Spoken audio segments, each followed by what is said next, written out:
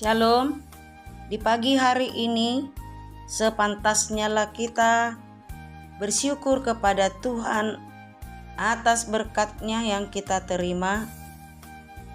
Kita mau bersekutu, mendengarkan, merenungkan firman Tuhan. Marilah kita berdoa. Allah Bapa yang baik, yang penuh kasih, kami bersyukur kepadamu ya Tuhan atas berkat Tuhan. Pada pagi ini kami mau disapa kebenaran firman-Mu. Di dalam nama Tuhan Yesus Kristus kami berdoa. Amin. Baiklah Bapak Ibu, ayat renungan kita di hari Selasa tanggal 21 April 2026 yang tertulis dalam kitab Hakim-Hakim 2 ayat 16. Maka Tuhan membangkitkan hakim-hakim yang menyelamatkan mereka dari tangan perampok itu. Demikianlah firman Tuhan. Pernahkah kita menyadari atau terpikir kenapa Tuhan menghadirkan kita ke dunia ini? Apakah maksud Tuhan menciptakan kita ke dunia ini hingga pada pagi ini kita masih hidup beroleh kekuatan dari Tuhan? Tuhan mau pakai kita menjadi alatnya untuk menguduskan namanya. Dunia adalah tempat ujian iman kita. Hidup adalah kesempatan untuk mengenal karya Tuhan melalui pengalaman-pengalaman hidup kita, perlindungan dan tuntunan Tuhan yang kita rasakan hingga pada pagi hari ini. Tuhan tidak menciptakan kita hanya untuk memenuhi keinginan diri kita sendiri, tetapi maksud Tuhan agar kita menjadi alat untuk menyelamatkan bagi orang yang membutuhkan keselamatan.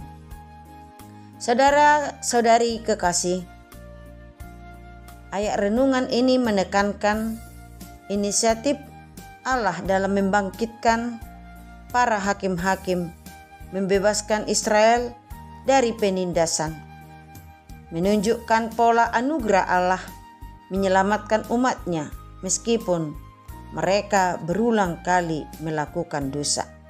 Pembebasan itu bukan berasal dari kekuatan Israel sendiri, melainkan tindakan anugerah Allah yang aktif merespons seruan mereka dengan belas kasihan Allah. Banyak cara Tuhan, saudara, menyelamatkan umat-Nya Israel dari tangan perampok. Dalam ayat renungan kita dikatakan, maka Tuhan membangkitkan hakim-hakim yang menyelamatkan mereka dari tangan perampok itu.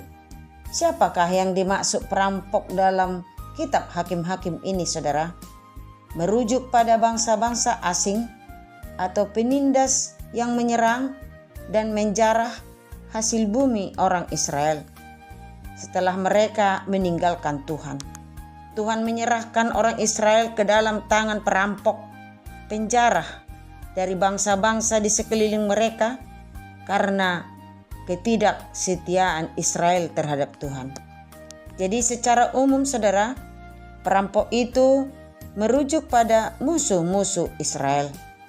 Di zaman kita sekarang ini juga bermunculan para perampok-perampok masa kini, yaitu orang-orang yang tega untuk mempersulit, memperdaya orang lain untuk mencari keuntungan dirinya sendiri.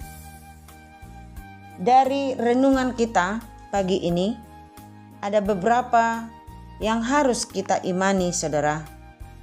Yang pertama, bahwa Allah tidak pernah meninggalkan umat-Nya, meskipun umat Israel selalu melakukan dosa, selalu memberontak kepada Tuhan, tetapi Allah menyediakan jalan keluar. Allah adalah penyelamat sejati bagi setiap orang yang mau datang menghadap dan mau bertobat.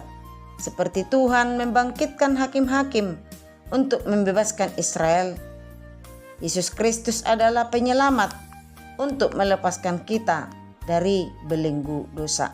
Yang kedua, saudara, pertobatan sejati diperlukan Allah merespon seruan pertobatan yang jujur, bukan sekedar air mata atau emosi sesaat saja.